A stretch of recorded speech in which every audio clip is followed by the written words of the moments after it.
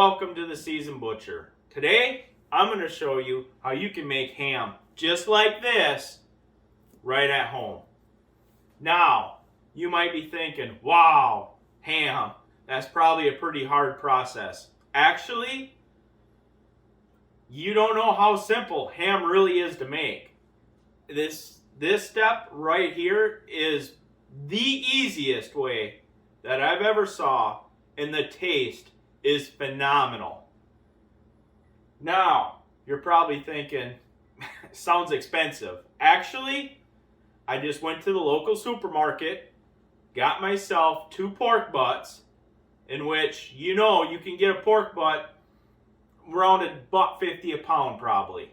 Some of mine I got a little bit cheaper if you wait for sales, but overall, for the cost savings, I got less than $2 a pound into these hams, and they're amazing. You look in the store, ham's going to cost you that $4 to $5 a pound for the really good ones. I mean, not the cheap ham, but the top shelf, top of the line ham, you're looking at that $4 or $5 a pound, if not more. So there's a big cost savings in quality doing it yourself.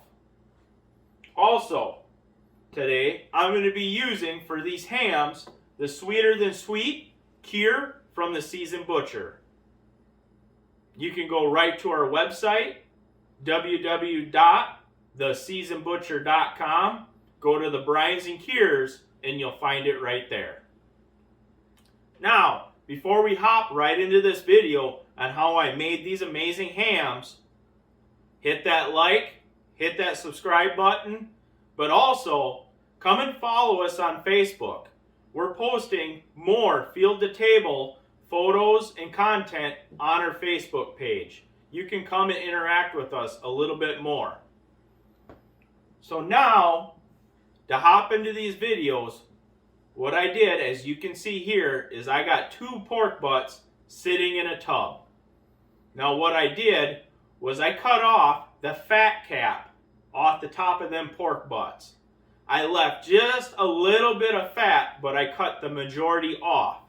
The reason I did that is when you put these pork butts into the cure, I want the actual cure to get to the meat. I don't want no reason why that cure didn't make it down into that meat. So I cut off majority of that fat cap. Now to get started with these pork butts, what you're going to need is you're going to need a fairly good sized stock pot that can handle 3 gallons of water. A nice big silver stock pot. Or any pot, I should say. But it has to hold 3 gallons of water. Now, when we're making up our brine, to get started for injecting, you're only going to put in 2 gallons of water, and then you'll put in the 1 bag of cure, and you'll whisk it all up together. After that's all nice and whisked up, that's going to be the brine that we inject into our pork butts. Now it's going to be important that you have a pretty nice injector. Now this one here is the one from Lem, and I tell you what, it was a few dollars more, but the quality says it all. Just the ability to hold a few more ounces in here. I don't have to go back and forth, and I don't have to worry about fluid squirting back out at me. So I just went with a little more quality than quantity. Now to get started with these pork butts, you're going to take your syringe, soak up your liquid of the 2 gallons, and you're going to evenly start injecting about 1 inch to 2 inches apart throughout the top of your pork butt. And you're going to make sure that your pork butt is fully injected. What I mean by that is there's a simple formula. It's the weight of meat times 1.15 equals the total weight of the meat injected. So to break that down, with that 2 gallons of water, say you start out with an 8-pound pork butt, right? So then, after you inject it, all said and done, it should weigh 9.2 pounds. So that's what we're looking for. So if you have any question in your mind, did I inject that good enough?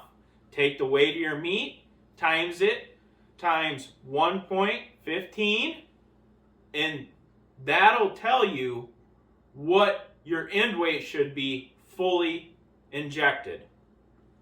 So that's what I did is I honestly rolled these things around multiple places and just injected it like no other. I pretty much just started like a row going across the top, and I just started poking holes and injecting. In this pork butt, there's a bone. I flipped it on the side. I injected it right down the side of the bone. That way you can make sure that that cure is right down to the bone.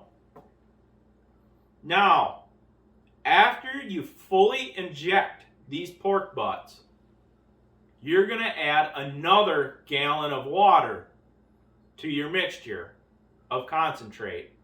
Now this gallon here, you're going to whisk it all up again, and you're going to take your pork butts and you're going to fully submerge them in your pot.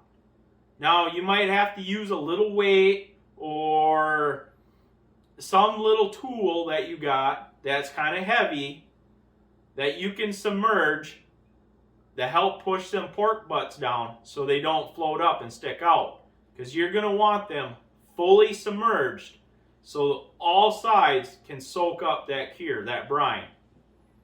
Now, this goes for 7 days in the brine.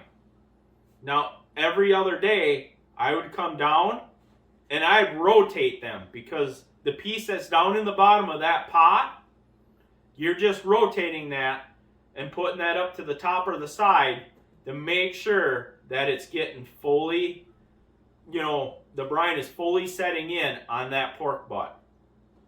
Now, after that 7th day, this is where the tricky part comes in. I don't like my ham super salty on the outside. So what you do on the 7th day is I pull them hams out, wash them off underneath cold water, and then I took a food grade 5-gallon bucket, nice and clean, put my hams in there, submerged them in cold water again for about an hour, hour and a half. After they were submerged for about an hour, hour and a half, the reason I'm doing that is making sure I get a bunch of that extra salty brine off the outside of it. Then I pulled them back out of that bucket, re-washed them one more time, and then I was good to go to put them in the ham socks. Now, these ham socks, they come in a 10-pack. They're fairly cheap. So what I did is I took these ham socks, open them up, roll them right onto the pork butt, and then I tied a knot fairly close as I could to the top of that pork butt. And then I have a little metal hook that's designed that this ham sock slips in, and then you can hang them up in your smoker. Now I have just little wooden dowels, 1-inch wooden dowels in my smoker, so I can hang 2 pork butts up in there comfortably. After your pork butts are all in their ham socks and ready to go, you do not have to smoke them if you don't want to. If you do not have a smoker, you can go right to our website, click on the directions. We have a QR guide on our website that has full details. You can bake it, you can smoke it, you can actually let it drip dry and cut it up and freeze it the way it is, and then just bring it out and cook it. But what I did is I smoked it. So, if you're going to smoke your hams, and I highly suggest it because it adds a whole nother level of flavor. So what I did is I brought my pit boss up to 150 degrees, got it warmed up, then I hung my hams in my pit boss. Now I went 4 hours at 150 degrees, and then I turned up the temp. After about 4 hours, the temp of my hams came up around 90 to 100 degrees. You'll be right in that kind of range. So then I turned it up to 200 degrees, and I let it go until I reached an internal temp of 145. I've always just, once I reach that internal temp of 145, I set a stopwatch and I let it go for 30 minutes. After the 30 minutes, I know that my pork is fully good to go. Now, when you're done, and the smoker, it took me about 15 hours to get to 145 degrees.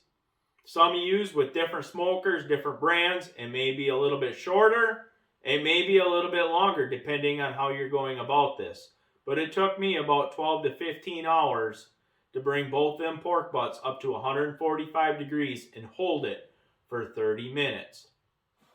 Now, after they're done, pull them out. I let them hang and dry and cool down for about a couple hours.